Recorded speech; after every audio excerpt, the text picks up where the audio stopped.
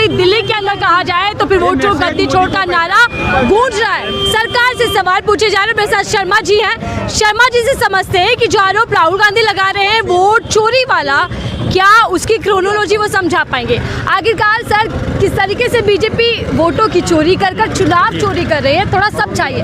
आरोप लग रहे हैं, आज रैली भी हो गई, लाखों की संख्या में लोग भी आ गए, लेकिन इसका असर क्या है? देखिए, वोट चोरी सब अभी आपने पीछे के उदाहरण तमाम देखे होंगे। वोट चोरी का मसला क्या है? जब आपको वोट नहीं मिल रहा और आप दूसरे का मतपत्र चुरा के अपनी पेटी में डाल लेते हैं तो जाहिर सी बात है ये वोट चोरी है। पहले मतपत्रों के थ्रू करने की इन्होंने कोशिश करी, जिसका उदाहरण आपको सबको याद होगा, चंडीगढ़ चुनाव वोट चोरी थी ना, मतपत्रों की चोरी करी और उसमें अनिल मसीह ने गलत मार्किंग करके के इनवैलिड उन्हें घोषित करने की कोशिश करी थी।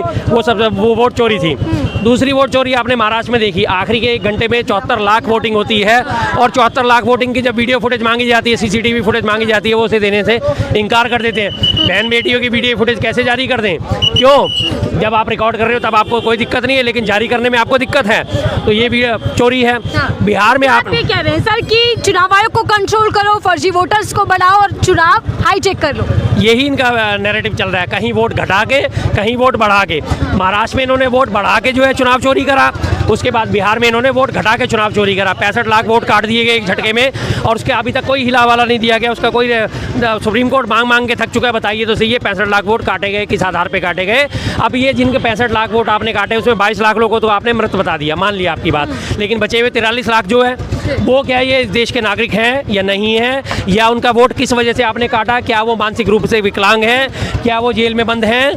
जो 4 ही लोग अयोग्य होते हैं, या तो 18 साल का ना हुआ हो, या देश का नागरिक ना हो, या मानसिक रूप से विकलांग हो, या जेल में बंद हो। ये 4 लोग जो है वोट नहीं डाल सकते। तो क्या वो ये 65 लाख वोट में से जो 43 लाख वोट हैं, ये इन 43 लाख वोट जो है क्या इस कैटेगरी में आते हैं? नहीं आते, लेकिन अभी तक उनके पास कोई जवाब नहीं है। उसके बाद आपने चुनाव चोरी करी, 10-10 हज़ार रुपये वोट डाल के खाते में डाल के, सबके महिलाओं के खाते में डाल के आपने प्रलोभन दिया, जिसका जनता भुगत रही है। बिहार में चुनाव बीजेपी जीती और कुछ ही महीने बाद आप यहाँ महारैली कर रहे हैं, क्या आपको लग रहा है कि वाकई बीजेपी फॉर्मूले के साथ चल रही है और उसमें चुनाव आयोग पूरी तरीके से लिप्त है? एक बड़ी पुरानी कहावत आपने सुनी होगी सबने, चोर चोर मोसेरे भाई। अब तो यहाँ मोसेरे भी नहीं रहे, अब तो ये सगे भाई हो गए हैं। अगर आप इधर से देखोगे बीजेपी और इसे पलटोगे तो आपको चुनाव आयुक्त नजर आएंगे, चुनाव आयुक्त को देखोगे तो आपको बीजेपी नजर आएगी। दोनों को उल्टा पलटी करने में आपको बिल्कुल महसूस नहीं होगा। दोनों एक सिक्के के 2 पहलू हैं, चाहे हेड कर लीजिए चाहे टेल कर लीजिए, आपको मिलेगा एक ही शक्ल आपको नजर आएगी। चुनाव आयुक्त क्यों नहीं जवाब देते विपक्ष का? हम बार बार कह रहे हैं आप हमें मशीन रीडेबल डाटा उपलब्ध कराइए, क्यों नहीं डाटा उपलब्ध कराते? हम बार बार कह रहे हैं आप चुनाव सुधार लागू करना चाहते हैं तो डुप्लीकेट वोटर पकड़ने वाला जो सॉफ्टवेयर है आप इसमें चुनाव आयोग में इंस्टॉल करिए, क्यों नहीं इंस्टॉल करते? आप इस बात का जवाब क्यों नहीं देते कि 0 नंबर घर में 500 वोटर मौजूद है, वो 0 नंबर घर कहाँ है? और वो वोटर कार्ड कब बनता है? जब आप आधार कार्ड दिखाते हैं। आधार कार्ड में आपका एड्रेस मेंशन नहीं होगा तो आपका आधार कार्ड नहीं बनेगा। कोई भी एक आधार कार्ड ऐसा दिखा देंगे जिसमें एड्रेस मेंशन ना हो। अच्छा, आप बार-बार सबूत लेकर आ रहे हैं बीजेपी चुनाव आयोग के सामने, लेकिन इन सबूतों को स्वीकार करने के लिए तैयार नहीं है ना चुनाव आयोग ना बीजेपी चुप्पी तोड़ रही है। चुनाव आयोग तो स्वीकार करने के लिए तैयार इसलिए नहीं है क्योंकि चुनाव आयोग को 2023 में अमेंडमेंट लाके उन्हें अभ्यादान दे दिया गया था। आप जो भी फैसला लेंगे, जो भी आप अपना काम करेंगे, उस पर कहीं भी आपके ऊपर ताजिंदगी कोई भी मुकदमा नहीं चलाया जा सकता। इस चीज़ से उनको फुल प्रूफ कर दिया गया कि आप आज जो काम कर रहे हैं वो भी, और उसके बाद अगर आप रिटायर भी हो जाते हैं तो रिटायरमेंट के बाद भी आपके ऊपर कहीं कोई मुकदमा नहीं चलेगा। इसलिए वो साफ साफ चुनाव आयोग जो है आज बीजेपी के हाथों में खेल रहा है। राहुल गांधी ने बीजेपी को एंटी नेशनल बता दिया, वोट चोरी यानी कि देश विरोधी काम। बिल्कुल है, ये इसमें दम है, बिल्कुल 100% दम है।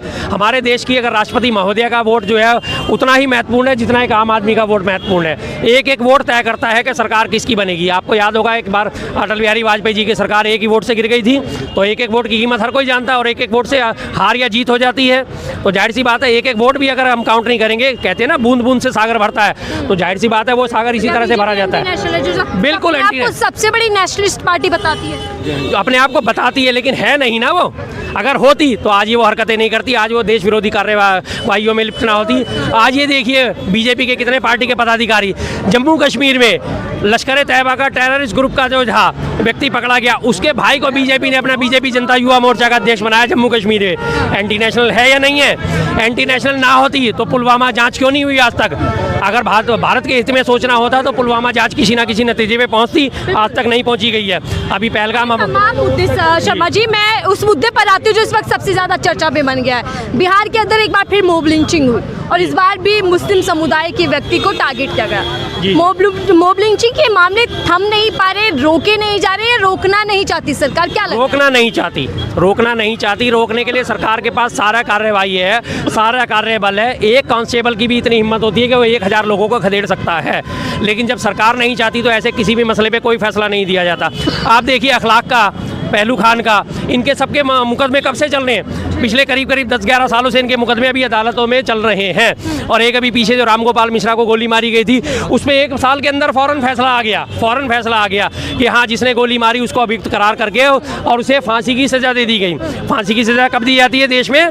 जब रेयरेस्ट ऑफ रेयर हो, दुर्लभ से दुर्लभतम श्रेणी में अपराध करा गया हो, मारा गया हो, तो फांसी की सज़ा दी जाती है। फर्क जो देखा गया अभी तक, जो मॉब लिंचिंग हुई वो गो तस्करी के शक पर हुई, लेकिन इस बार धर्म पूछकर मारा गया, पैंट उतरवा कर चेक किया गया। ये तमाम जो घटना सामने आई सर, ये कितनी शर्मसार करने वाली देश है। आपने कहा कि अभी तक जितनी भी हुई वो गौ तस्करी के ओर में, गौ तस्करी के में तो हुई, लेकिन आपने कहा कि धर्म पूछ के मारा गया, तो वहाँ पे जो हमारे को कांस्टेबल चेतन सिंह था, जिसने चलती ट्रेन में 3 लोगों को मारा गया था, वो क्यों मारा था उसने?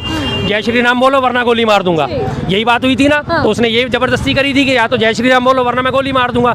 जब कमांडेंट ने रोका तो उसे भी मार दिया, और उसके बाद उसे प्रचारित करा जा रहा है कि ये तो यार मानसिक रूप से स्थिर आदमी था, इसलिए इसने चलती ट्रेन में उन लोगों को गोली मार दी। अभी भी ये दिखाया जा रहा है कि उसने नहीं, उसका मानसिक संतुलन ठीक था, इसलिए उसने गोली मार दी। कहीं से ये बात जायज़ होती है? और किसी को भी किसी भी तरीके से मारा जा रहा है तो क्यों मारा जा रहा है? हमारा शासन प्रशासन क्या काम कर रहा है? आज मुसलमानों को जो है सांस लेने की आज़ादी नहीं दी जा रही है। आज मुसलमानों को 2 अंदर जगह नारकी बना के रख दिया। जब हमारे प्रधानमंत्री स्वयं इस बात को कहते हैं कि तुम तो पंचर पुत्र हो, जब वो 25 करोड़ मुसलमानों को पंचर पुत्र कह के संबोधित करते हैं, तो आप खुद हिसाब लगा लीजिए कि उनके दिमाग में क्या चल रहा है इस कम्युनिटी को लेके।